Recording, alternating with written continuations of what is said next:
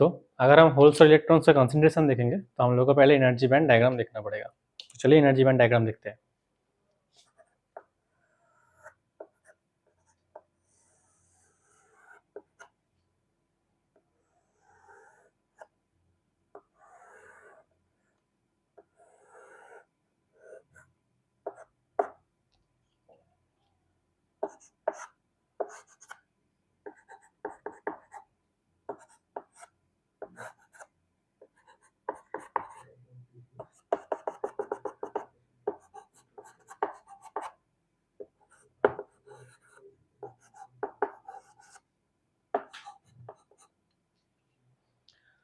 तो जैसा कि एक एनर्जी बैंड डायग्राम है, तो अगर हम होल्स का इलेक्ट्रॉन्स का कॉन्सेंट्रेशन निकालें तो जनरली हम होल्स का कॉन्सेंट्रेशन वैलेंस बैंड में निकालते हैं और इलेक्ट्रॉन का कॉन्सेंट्रेशन हम लोग कंडक्शन बैंड में निकालते हैं। एन नॉट और पी नॉट जैसे रिप्रेजेंट करते हैं हम लोग। तो जैसा कि सेमीकंडक्टर फिजिक्स में आप कोई भी कुछ भी कैलकुलेशन कीजिए तो उसमें क्वांटम फिजिक्स इन्वॉल्व रहता है। तो वैसे ही कॉन्सेंट्रेशन निकालने का एक फार्मूला है जो कि क्वांटम फिजिक्स से आता है, तो हम वो देखेंगे। ठीक है, तो क्या कहता है कोई फार्मूला कि कॉन्सेंट्रेशन ऑफ पार्टिकल, अगर किसी पार्टिकल का कॉन्सेंट्रेशन देखना है तो क्या होता है, वो integration of probability of that particle in that state into number of available state. तो लिखते हैं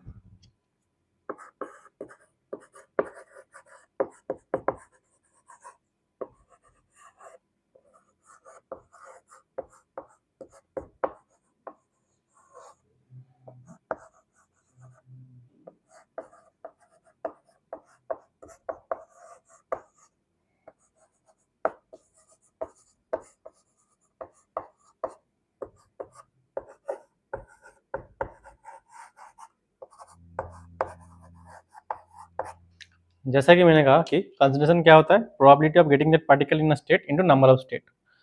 तो पहले हम इलेक्ट्रॉन का कंसंट्रेशन निकालेंगे। जनरली ये डेरिवेशन इंपॉर्टेंट नहीं है अगर आप यूनिवर्सिटी का एग्जाम दे रहे हैं या गेट का एग्जाम दे रहे हैं, लेकिन अगर आप एसी का एग्जाम दे रहे हैं तो ये डेरिवेशन बहुत ही इंपॉर्टेंट है क्योंकि ये पूछता है। और मैं चाहूँगा कि मैं सजेस्ट करूँगा कि आप ये डेरिवेशन देखें क्योंकि इससे आपका एक कॉन्सेप्चुअल क्लैरिटी आएगा कि कैसे ये डिराइव हुआ। नहीं तो आप सीधा सीधा फॉर्मूला भी यूज़ कर सकते हैं, कोई प्रॉब्लम नहीं होगा। तो हम लोग अभी इलेक्ट्रॉन का कंसंट्रेशन निकालेंगे।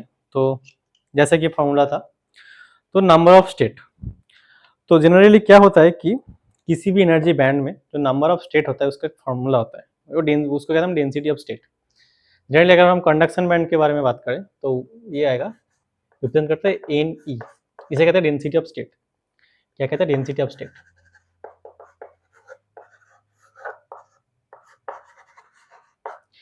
ये क्या करता है कि कोई भी एनर्जी लेवल ई है वहाँ का नंबर ऑफ स्टेट्स कितना होता है वो हमको रिप्रेजेंट करता है। इसका जो फॉर्मूला होता है कि ए नेट इक्वल टू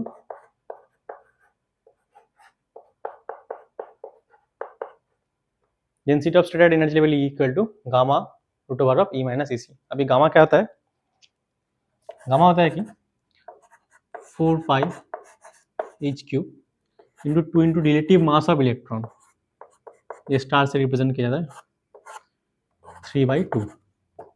ठीक है, तो ये आएगा डेंसिटी ऑफ स्टेट का एक्सप्रेशन। तो अगर हम एक स्मॉल एनर्जी लेवल के लिए देखें, सपोज हम मान लेते हैं कि ये यहाँ से एक स्मॉल डी एनर्जी लेवल देखते हैं, लेट्स से डी, तो वहाँ पर नंबर ऑफ स्टेट्स कितना होगा, एज जैसा कि आप देखिए डेंसिटी ऑफ स्टेट दिखा रहा है फॉर एनर्जी लेवल, तो एक डी लेवल के लिए कितना होगा, इसके साथ डी मल्टीप्लाई करना पड़ेगा, तो ये आएगा कुछ ऐसा, N of E into D E. तो ये कुछ फॉर्मूला ऐसा आएगा, तो ये कुछ ऐसा आएगा।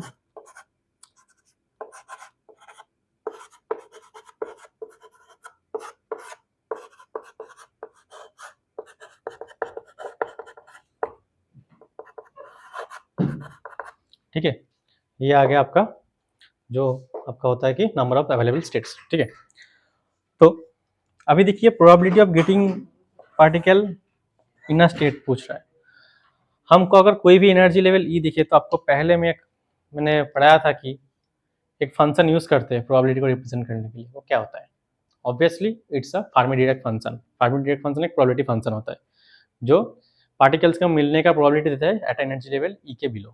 ठीक है, तो वैसे ही एक फर्मी डिराक फंक्शन होगा फॉर एनर्जी लेवल Fe, ठीक है।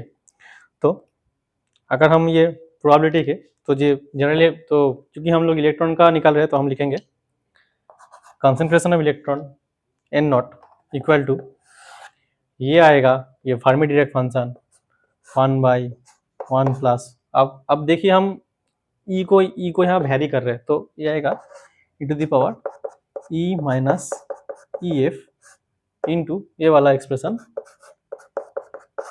एन ऑफ डी ई, ठीक है। अब लिमिट कितना लगेंगे, देखिए हम इलेक्ट्रॉन का बात कर रहे हैं तो ये इलेक्ट्रॉन कहाँ लाई कर रहेगा, कंडक्शन बैंड में, तो इसका लिमिट कितना होगा, कंडक्शन बैंड का लेवल है ई सी से इन्फिनिटी तक, क्योंकि हम ये पूरा रीजन को लेना चाहते हैं तो लिख देंगे ई सी से इन्फिनिटी तक, मतलब ये जो ई है ये ई वैरी करेगा आपका ई सी से इन्फिनिटी तक। तो इसको फर्दर सॉल्व करेंगे, तो इसको सॉल्व करने के बाद ये आएगा कुछ ऐसा, इलेक्ट्रॉन का कंसंट्रेशन आएगा N not equal to N C E to the power E F minus E C by K T, ठीक है। ये आएगा आपका इलेक्ट्रॉन का कंसंट्रेशन। और यहाँ पर एन सी क्या होता है मैं लिख देता हूँ, थोड़ी इरेज कर देते हैं, आप लिख लिए, आप अगर नहीं लिखा है तो ये लिख लीजिए, आई होप आपने लिख लिया। तो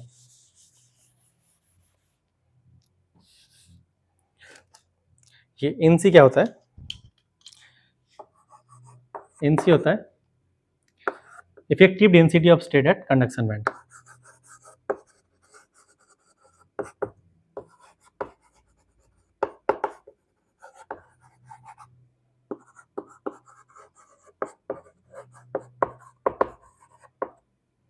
ठीक है, effective density of state at conduction band, ठीक है। तो ऐसे आता है आपका कंसंट्रेशन का एक्सप्रेशन। तो अगर हम होल्स का कंसंट्रेशन देखेंगे तो डेरिवेशन में नहीं जाते, डायरेक्ट लिख देते हैं। होल्स का कंसंट्रेशन आएगा P not equal to N V E to the power